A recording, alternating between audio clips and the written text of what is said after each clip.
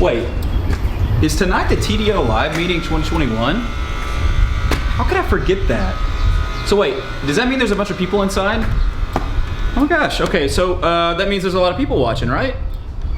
Okay, well, hey everybody, I'm Dr. Kyle Fagel. I'm excited that you're here. I totally forgot that this was tonight, and this is happening live. So we need to get inside, and we're gonna see everybody, and it's gonna be great, I promise. Welcome to Memphis, Tennessee. This is my house. If you're ever in the Memphis area, please feel free to come and visit. We'd love to host you here. Thanks to 3M, thanks to Neon Canvas for flying everybody out here.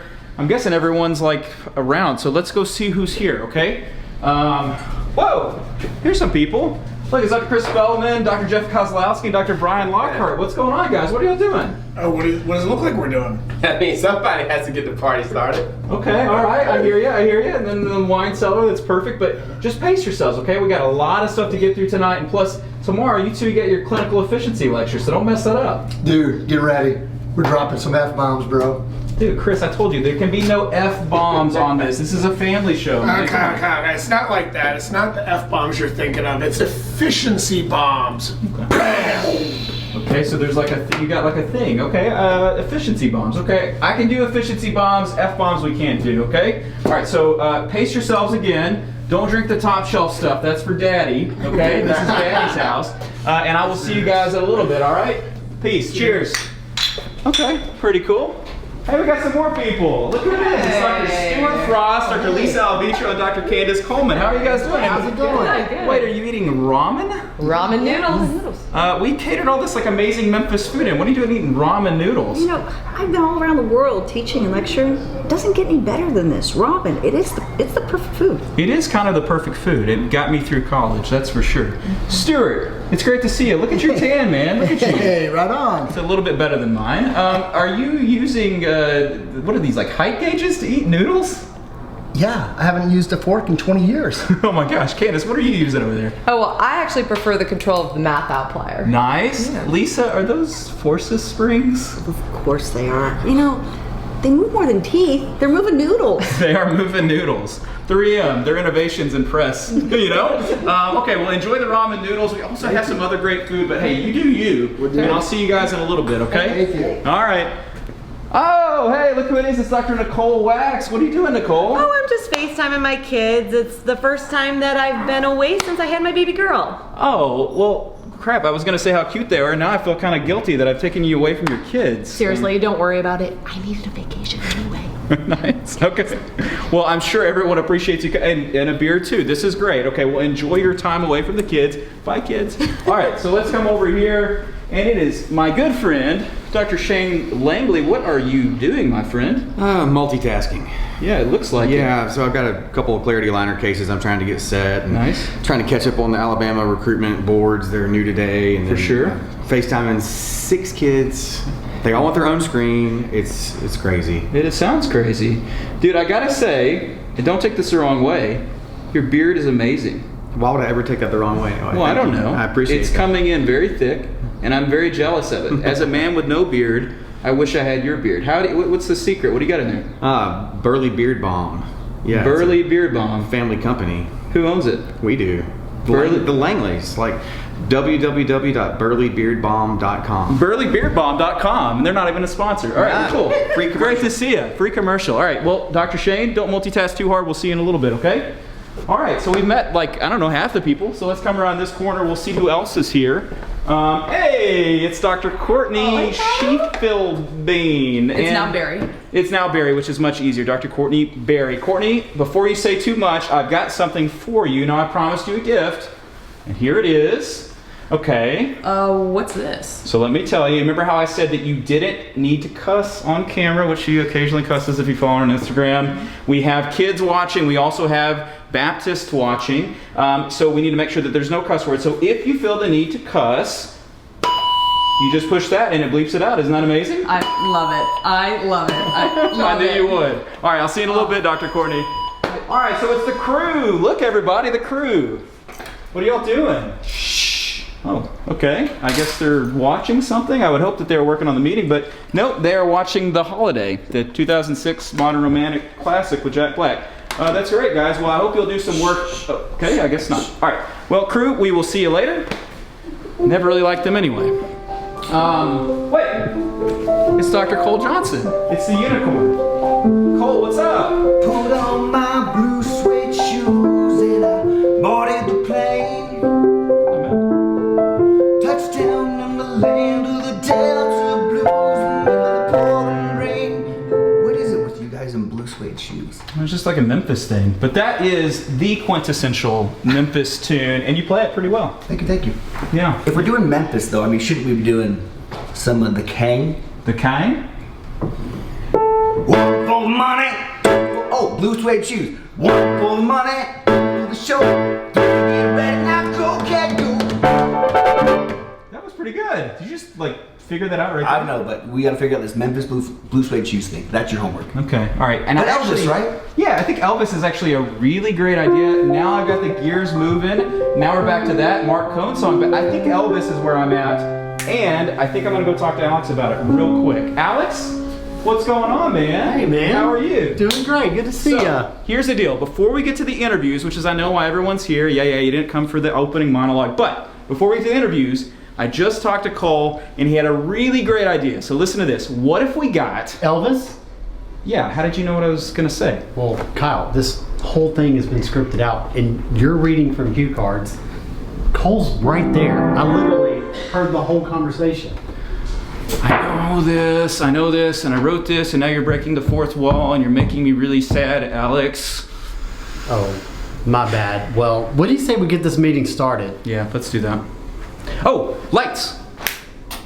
Hello and good evening. Welcome to Memphis, home of rock and roll. This is the birthplace of Elvis and the rock and roll, and we here have 10 incredible inspirational speakers that have flown all across the U.S. to join us here tonight to talk about how to be the best orthodontist, and tomorrow, how to be the best orthodontic team.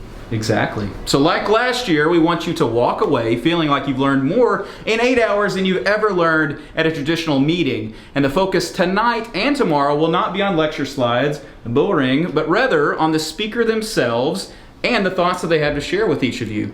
The focus is also on you, the audience, and you'll be able to ask questions, chat in, and you'll be able to actually help shape this meeting. It's what makes it kind of fun. So I want everyone out there, yes you, those of you who have trusted us with your time, your attention, and your money, I want you to leave on Friday afternoon feeling super energized and super optimistic about your practice. So, we got a few quick notes for you. Please use the hashtag TDOLive2021. Comment, chat, ask questions. It's going to be interactive. And lastly, of course, we want to thank our generous sponsors, 3M. We couldn't have done it without them. I thought we were going to do this. Yep, there it is. So thank you, 3M, and thank you for tuning in. We have a lot of amazing stuff tonight, to say the very least. So before we get to all that, I think it's time for me to play a little drums. Let's hear it. All right, let's go do it. Here we go, guys.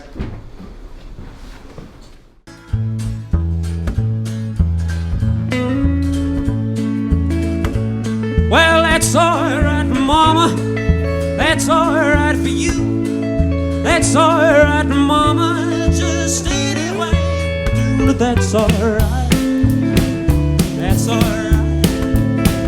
That's alright, my Mama. Anyway, dude. Well, now my Mama, she done told me. Papa done told me too. Son, that gal you're fooling with, she ain't no good for you. But that's alright. That's alright. That's alright now, Mama. Anyway.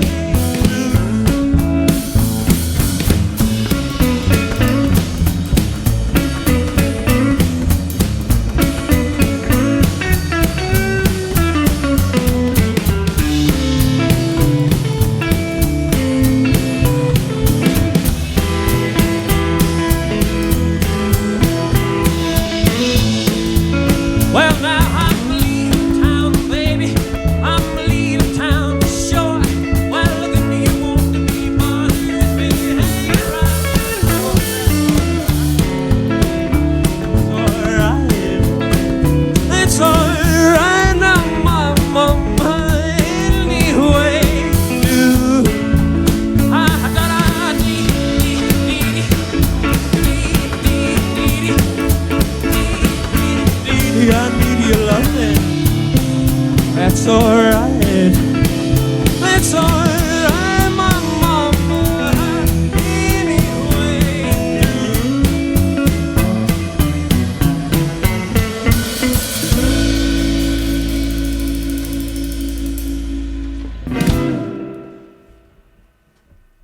Well, since my baby left me, I found a new place to dwell. It's down at the end of Lonely Street, Heartbreak Hotel where I lay. I'm so lonely, baby. Well, I'm so lonely. You'll be so lonely you could die. Although it's always crowded, you still can find some room for broken-hearted lovers to cry out in the blues. I'll be so lonely, baby. Girl, I'm so lonely. You'll be so lonely you could die. Well, the bellhop's tears keep flowing. The desk clerk's dressed in black. Well, they've been so long on Lonely Street, they'll never get back.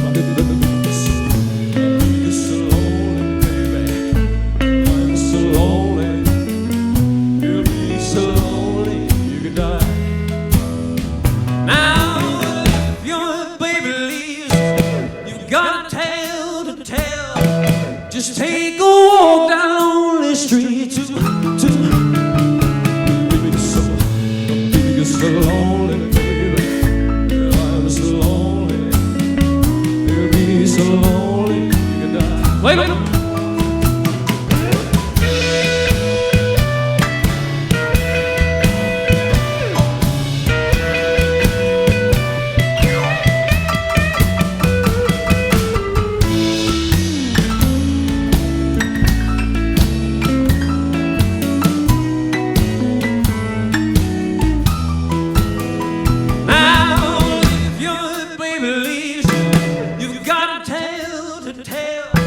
Just take a walk down Lonely Street to Heartbreak Hotel. I'm so lonely, baby. Well, I'm so lonely. You'll be so lonely you could die.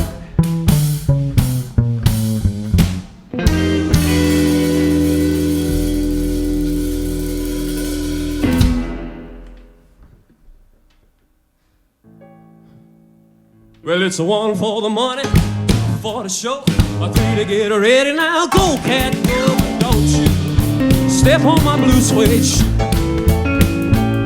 Or you can do anything but lay off of my blue suede. Or you can burn my house, steal my car, or drink my liquor from an old fruit jar. Or do anything that you wanna do. Honey, lay off of my shoes and don't you step on my blue suede. Or you can do anything but stay off of my blue suede shoes.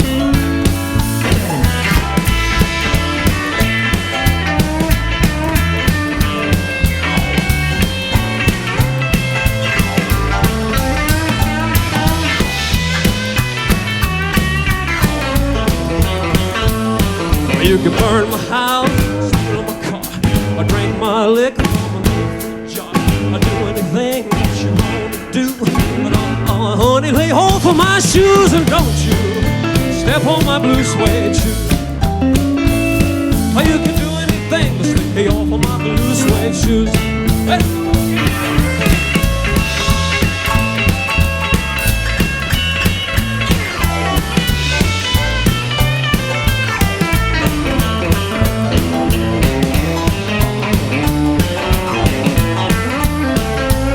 Well, it's a one for the money, two for the show, a three to get ready. Now go, go, go, but don't you step on my blue suede shoes. Well, you can do anything but stay off of my blue suede shoes. What's blue, blue, blue suede shoes? Blue, blue, blue suede shoes, yeah. Blue suede shoes, blue, blue, blue suede. Well, you can do anything but stay off of my blue suede shoes.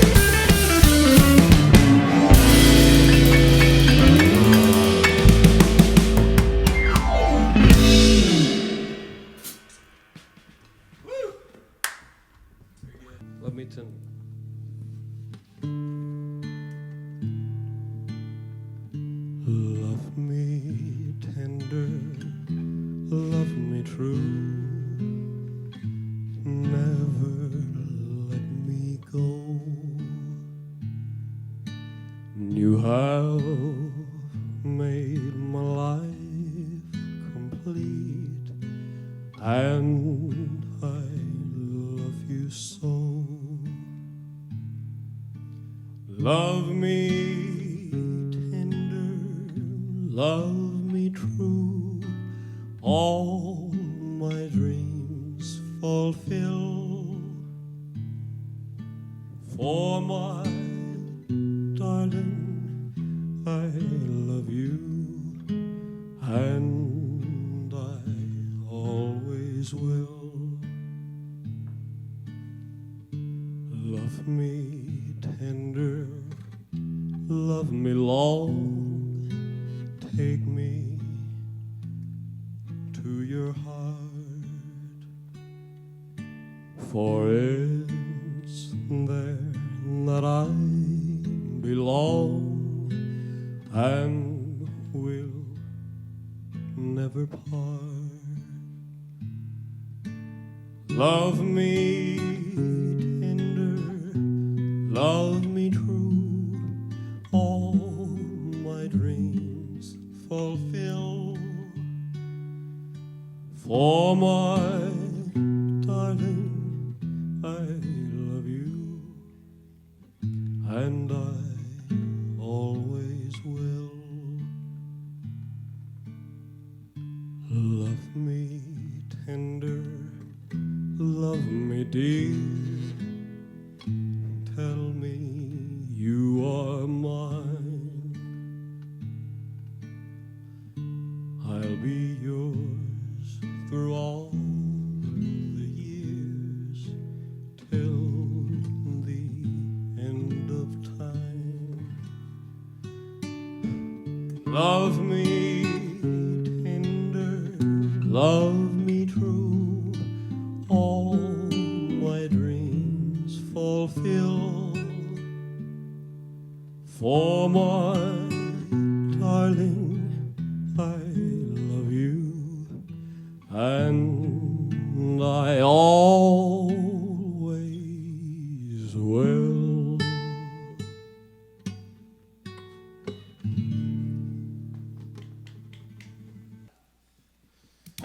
You know, a great philosopher once said,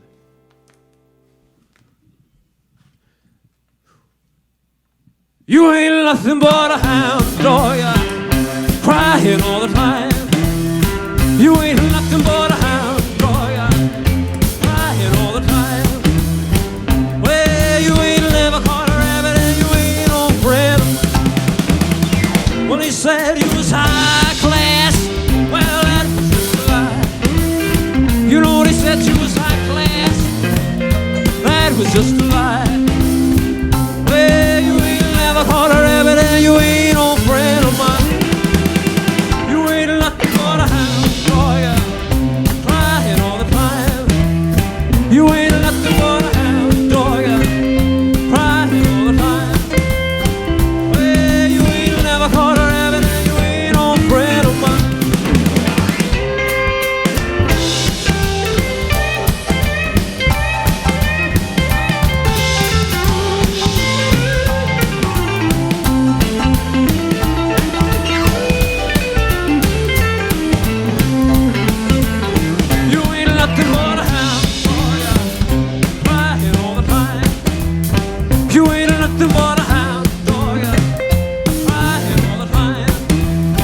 Well, you ain't never caught a rabbit and you ain't no friend of mine.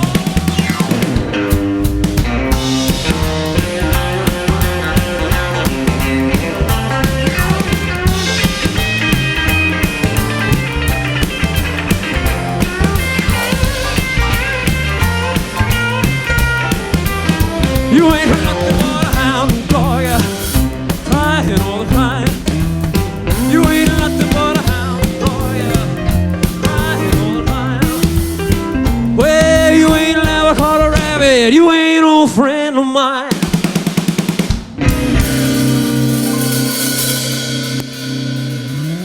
You ain't nothing but a hound.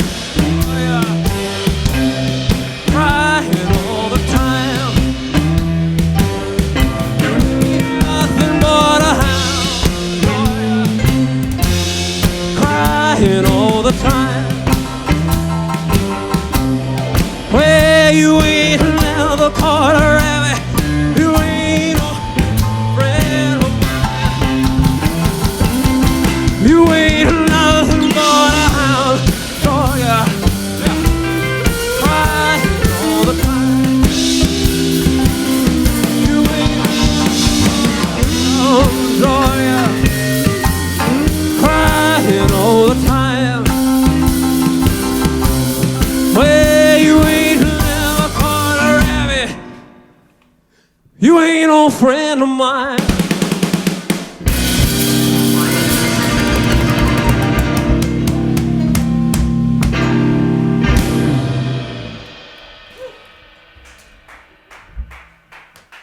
We have got a great show for you. Stay tuned. We'll be right back. It's TDO Live Meeting 2021 with Dr. Cole Johnson, Dr.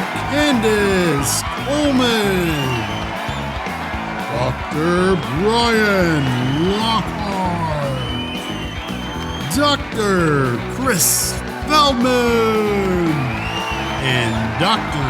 Jeff Kozlowski. Also with Dr. Courtney Berry, Dr. Shane Langley, Dr. Lisa Alvitro, Dr. Stuart Frost, and Dr. Nicole Wax. With your host, Alex Rasmussen and Dr. Kyle Fagala. Presented by 3M and Neon Canvas. Here's your host, Dr. Kyle Fagala. Well, what's going on, everybody? Hello, hello, hello. I am sort of tired. I've played some drums. I've walked through my house and met some people. Why were they eating ramen noodles? I guess we'll never know. But we are going to jump in with actual orthodontic content. And if you're thinking, are they going to talk about braces and aligners? Sure, we're going to do that now. So hopefully you enjoyed our Elvis, Jake Rowley. I thought he was incredible. Hopefully you enjoyed all of our speakers having to do a little acting. That was kind of exciting, right? Never thought you would be thespians, but tonight you were. And tonight we're going to get in with our first topic, which is a huge topic, which is what we're discussing all night long, and that is how to be the best orthodontist. Clearly this is an enormous topic, and we're only going to spend 3 hours on it, so we're just going to scratch the surface. I'm going to try and fit it all in. Also, I want to bring up a couple things. In the chat, please comment, please ask questions. Those will make it onto the show. Anna, our lovely producer, and my wife, she will be getting those questions and bringing them to me. The other thing that we have is this incredible wrestling belt. If you don't know, Memphis, you see that, Chris? Look at that. Let's get it. It sort of fits your mullet in so many ways. Memphis was and still is a hub for pro wrestling, and so we're going to give this to the best orthodontists tonight. We have a mystery panel of orthodontists and orthodontic consultants who are watching this show and judging it. Sorry, guys. And they're going to vote who they think is the best orthodontist. And that best orthodontist at the end of tonight is going to get this wrestling belt. It's going to be awesome. So it seems like Chris really wants it. Oh, yeah. We'll see. So maybe you need to be on your A game. Yeah, right? So whoever gets the most votes will get that. All right, more on this later, but let's jump right in. Panel, look who all is here. Look at these beautiful people. Hey, everybody. Thanks for coming to Memphis. Let's talk about being the best. Obviously, being best and being the best orthodontist or whatever is subjective, if you could even ever be the best. But what, like, 2 or 3 words come to mind when you think of being the best orthodontist? Chris, why don't you start off? Be an effective leader. Okay. All right. Who else? Who else has got? Let's start here and we'll just go down. All right. Lifelong learner. Great. I think I'm going to go with impactful and fearful. Ooh. Fearful. Hold on. What do you mean by fearless? Okay. I'm sorry. It was a trick question. Tell me more. I was making sure you were listening. Impactful and fearful. All right, fearless, I get. Yeah, Shane, what do you got? I'm going to go 2 phrases. So clinical excellence and the patient experience. Okay, great. Stu, what do you got? I think it's a relentless pursuit of excellence. Okay. You're such a good man with words. All right, so fearless. I like it. All right, so those are some good words. I'm sure that many of you have your own words for what it means to be the best. I think obviously, like, some people see it as you're the best clinician. Some see it as I produce the most, and some see it as, oh, I'm this master academician, or I have this research, or I speak at meetings. So it can be a lot of different things, and I don't think any one answer is wrong. Let's talk clinical a little bit, because I do think that's probably where most people's minds go when we talk about best orthodontist. What are some keys or maybe pro tips to be the best that you can be every day clinically? What are some ways that you ensure that you put in great results every day? Brian, what do you got? So for me, I think it boils down to one, simplifying mechanics. I think overdoing it, overcomplicating the situation leads to confusion and inconsistent results. So for me, simplifying the mechanics is huge. And then using whatever you can use to get the best results you can get, whether that's technology, whether that's CE, visiting other offices, whatever information you can get that's going to make sure you stay on the top of your game to make sure you can stay sharp. Okay, cool. So if you don't know Brian and kind of his story, he's really impressive. We'll talk about this in a later segment, but he does like all sorts of digital stuff and has his like own system for tracking the digital systems in his practice, and does like in-house aligners, has his own thing, lectures about that. So I want to get into some of that more. Now, Chris and I, we started around the same time. We were in residency at the same time. He jumped in a pool at AAO and I was there. It was awesome. I think he won like some brackets or something and like jumped in the pool. One of the best moments in my entire orthodontic career. Thank you. Chris and I actually see eye to eye on a lot of things. We have very similar practices. We're more like kind of analog guys. Like I do mostly direct bonding. I don't do just a ton of aligners. Chris does even fewer aligners than I do. But I know Brian's super digital guy. And I think this is representative of a lot of different orthodontists out there. There's kind of like, you know, both sides of this kind of coin, as it were. So I want to ask you guys about that. And so tell me your best argument, Chris, for analog and the way that you do things. Well, and so, yeah, you kind of touched on the background. Dr. Lockhart and I, we are great friends. We went to Jacksonville University together, graduated together. So we've come a long way together. We've been friends through it all. And we are also arch rivals, both in football. He's a Falcons fan. I'm a Saints fan. Both perennial losers. But go ahead. Whoa, too soon. Yeah. So, you know, we discuss a lot of things about our practices and the way we do things, and we get in heated arguments on our group thread sometimes, but at the same time, we respect each other so much. We do things totally opposite. For me, like you said, I'm more of an analog guy. I think I think sometimes with digital, you can get in an overhead situation where you have more overhead if you're not careful. I think with analog, it keeps the overhead down. To me, it keeps things simple because I don't like homework so much. And it's just more enjoyable for me. And I think, you know, we're going to talk about it tomorrow at our lecture, but I think there's just so many things that most orthodontists, and especially myself, can do to improve our efficiency with analog that we haven't even scratched the surface of that. And we know we can get great results with either. So I'm trying to reach my peak at efficiency with that first. Anyway, I know Dr. Lockhart has other ideas. So Brian, I know you're like huge into digital. You have something that you call the trifecta. Tell me about the trifecta. Yeah, so basically, I mean, like Chris said, to me, what it kind of boils down to is your personality and preference, right? There's no right or wrong way to practice. And so it's just, for me, I tend to use the advancements in our profession to my advantage. And if you think about the history of our profession, when we started with zero torque brackets, bands on every tooth, stainless steel wires, well, NiTi wires came along, pre-torque brackets, bondable tubes, and that made the profession better so that we can treat our patients a little more efficiently. Now, there's a lot of fluff and a lot of whimsical things that come along with that. And so what I feel like we have to have some way of being able to delineate what is fluff and what is substance when it comes time to decide what you're going to implement into your practice. And so I have the Lockhart, just coined it right here in the TDO Live, the Lockhart trifecta. Oh, wow. Okay. And it has to make me more profitable. It has to enhance or improve the patient experience.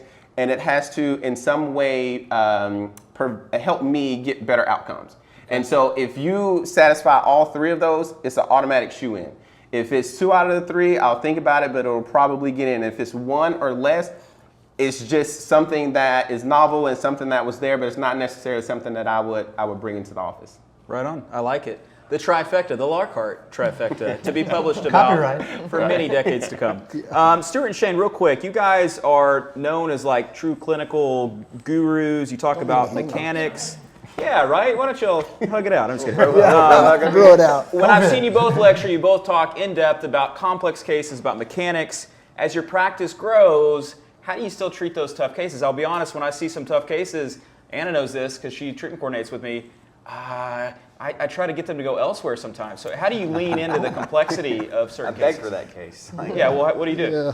Well, to start off with, you alluded to the KISS principle in a way. Keep it simple, stupid, right? So when it comes to mechanics, to have the highest quality or most big biomechanical theory possible boiled down to the simplest little technique so that each staff member can do it, because we're only as strong as our weakest link. So if you have a staff member who can't follow through, that's not going to help you. So it's got to be something that's repeatable by the entire staff. Second thing is, from a scheduling perspective, is simply to make sure that I don't have multiples of those at the same exact time. So I stagger them throughout the schedule. There's an icon we put on the chart so they know not to schedule them when they overlap. They can be back. They can be next in line, but not at the same time. So yeah, that's my 2 points. Stuart, what about you? You know, I think it's so important to have systems in place and make sure the team is on the same page. And so every morning what we do is we treatment plan our cases together. I have the assistants look at it. I ask them what torques they would pick for the case. And then so every day we're training the team members and they help us. They're helping us along the way. I want them to see what I see and they can help me along the way. I think that's huge. Yeah, that's great. I've seen that you do that. I don't do that. I heard this tip from somebody, it may have been Kozlowski, but talked about view your assistants not as assistants, but as like how you train residents, like if you're in a program or something. So you're training them to be, orthodontists in a sense. Don't hear that the wrong way, but train them in such a way that they see these things, that they look for them, and it will make the result better. Back to you, Stuart. You mentioned in the pre-interview that your idea of what it means to be the best has shifted in your career. So how so? Well, when I first started in 2000, my career was more about how I could be the best orthodontist I could be. And it was all about outcomes, all about results, all about what does that finished case look like. And about 6 years in, I realized I wasn't leading my practice. And the problem is that I was a great orthodontist, but I felt like there's this whole segment that I was missing in my life and in my practice, and it was leadership. And I realized that my team was looking for vision, clarity, and hope. And I wasn't providing that for them. And I realized that I was also lacking culture. And so about 5 years ago, my whole philosophy changed. I could be the best orthodontist in the world and have the most beautiful cases, but what is bringing people in the door? Yeah. What would keep them in the door? And then I realized that when you have great leadership, then all of a sudden we realize that what we're doing is more than just straightening teeth. It's about impacting people and something greater than what we just have ourselves. So, yeah, for sure. Pretty fun. That's inspiring. So Candice is here next to me. I think I'm going to say this later, but I'm going to say it now. Candice and I went to dental school together way back in the day. We cut crowns together. And We made dentures. Well, I paid people to make my dentures. Let's be honest there. I made one, I think, but I didn't plan on ever making dentures. And we went to orthodontics together, and Candice has been an associate, is now a partner, correct? Correct. Okay, we're going to talk about that later. I think, what is that? Is that tonight? Tonight, yeah. That's tonight. Oh my gosh. Well, we'll get to that. Mark your calendar. But I think for a lot of people out there, you're a resident, you're an associate, you're in a corporate office setting, you're not an owner yet. As you've shifted from an associate to a partner now, has that shifted what it means to be best, or has that shifted kind of the way that you approach orthodontics? So, I think Stuart kind of hit it on the head. When you come out as an associate and you're fresh out of school, you're really trying, at least I was trying to hone my clinical skills and come up with the clinical efficiencies and the wire sequences and wrap my head around the consistency of my treatments. And then as you step into an owner role, now you're seeing a lot of the behind the scenes with the staffing and the money and the numbers. And I took a deep dive into a whole different area of the practice that I'd never considered before. So it's a much broader sense of, the leadership. It's so much more than just moving teeth. And I think you don't have that perspective initially, and then as you work on your clinical and move into the, more of the boss or the leader, it changes your perspective. Yeah, it's easy to criticize the boss until you are the boss. Absolutely. For sure. And probably we should be criticized, let's be honest. Sure. But anyway, another topic for another day. Shane, you talked about how being your best, it comes when you focus on what you're worst at. What do you mean by that? Well, I think I come, naturally enjoy things I do that I'm well at, right? I played baseball in high school, loved that. Was terrible at basketball, so I didn't play basketball. Not because I didn't like to shoot hoops. Secretly, I would go out there and shoot hoops, but I was terrible at it, so I didn't enjoy it. I didn't spend time doing it. So we all have natural inclinations, things that we're good at, and we are naturally inclined to those things, but I think it's important for us to focus on the things that we're weakest at to really up our game. For instance, for me, I have social anxiety issues, so trying to deal with parents and try to really engage them is something I have to focus on. I don't do well with marketing. It's not my strong point, so I have to really focus on how do I do this skill better. I feel more inclined clinically because it's just more of my natural self, but I've got to make sure that I'm focusing on my weaknesses to make the practice stronger. I think that's an awesome point. Yeah. I think that's maybe, no offense everybody, but that may be my favorite point. I like. He might win that Do belt. I get the belt? I don't know. I need to move this belt away. I don't know because Feldman's going to want to take it. Wait, side note, this is one of the coolest dudes you ever meet. Oh, I know. I agree. Well, thank you. Forget the social anxiety. So we got a few minutes left. I love that answer. I think that it's so easy, especially as you get more and more established into your systems and in your patterns and in the way that you've always done in your practice, to shy away from your weaknesses instead of leaning into them. The best at everything, the best cook, the best musician, the best athletes, they actually lean into what they're weakest at so they can get better at more stuff. So brilliant. All right, Chris. Yo. You're the man with low turnover. I think you've never had a team member leave or something. Is that still strong? Yeah, so far nobody who's made it past 2 weeks has ever left. Knock on wood. I know that day might come, but hopefully not anytime soon. Wow. So we're going to get into a little bit of that maybe tomorrow, but I think this is self-evident perhaps, but how important a role does your team play in being the best orthodontist? It's everything. I mean, Stuart kind of touched on it. You're nothing without a strong team. It doesn't matter how great you are. If your team's terrible, you're out. And vice versa. If you got a great team and you're terrible, it's probably not going to go so well. If you're both terrible. If you're both terrible, you're it's really weird. You wouldn't expect it, but you'll actually be really great. So. But, I'm super proud of my team, and you have, at the end of the day, you have to have a team that buys into your vision, and eventually that vision will become our vision. Yeah. And when that happens, magic happens. Your practice starts growing, your cases get better, people start, I saw a receptionist the other day who has never done anything clinical. I saw her in the lab. I'm like, what do you do? She's like, oh yeah, I just learned how to make a retainer. And that's because she's there for her teammates. She's leaning into her weakness. She's leaning into her weakness, and that, I like it. That made me proud. So we could talk about it for hours. But, well, we will. We will talk about it for 5 hours tomorrow. I'll be there for it. If I'm not there, call the cops. If you're not there, well, yeah, exactly. We'll call Krista and check on you. So 5 hours tomorrow on the best team, which is all, it's all part of the same question, which is how to be better at what we do, and you should strive for that. Last question, everybody. Have you heard of this thing, COVID-19? Is it 19? Yeah. It obviously had a huge impact on orthodontists, and it had a huge impact on our ability to be the best. Last year's meeting, the tenor of it and just the approach of it was so different. We didn't even know if we could talk about clinical because how would that be perceived? A year later, I got to say, this is pretty sweet, right? This is great. Yeah. I'm fully vaccinated and I feel it. My phone works so much better now. It's great. And so let's see. It's the first time in my 8-year career that my numbers dropped. Yeah, tell me about it. So we opened from scratch. And it was the first time we had a month with nothing.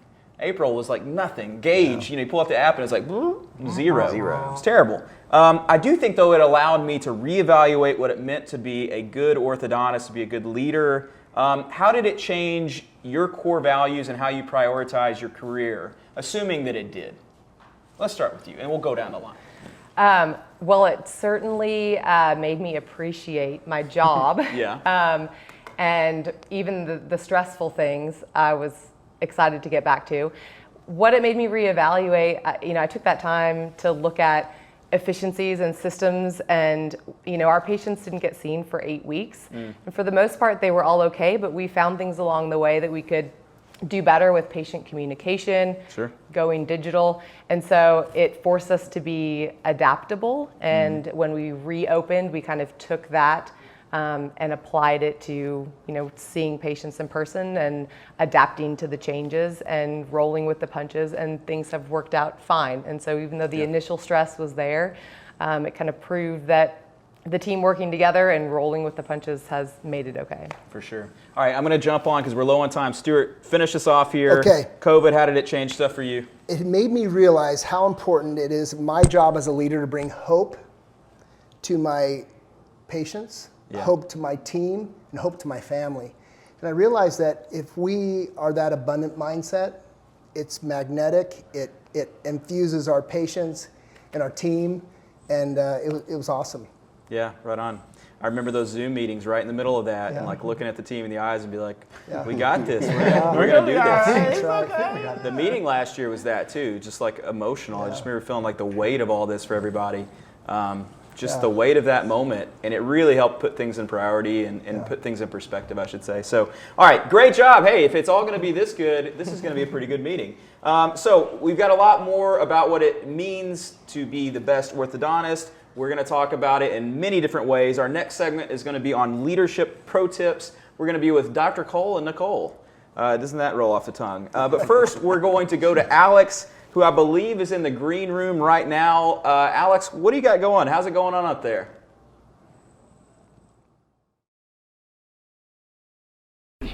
Hey everybody, it's Alex from Neon Canvas. I want to show you guys around some of the amenities that our speakers are getting to enjoy, and some of the backstage staff. We wish you all could have been here in Memphis. There was no way we could have pulled off an event this early in the year with everybody there. So this is as close as we can get to you. Let's see some of the behind the scenes goodies. Actually, let me show you this room real quick. This is where the good stuff is, the wine cellar. Wonder what we've got top shelf. Let's see what we've got. Oh, very nice, very nice. Beautiful. So plenty of wine, plenty of booze here. Let's go upstairs and see what everybody's doing in the green room.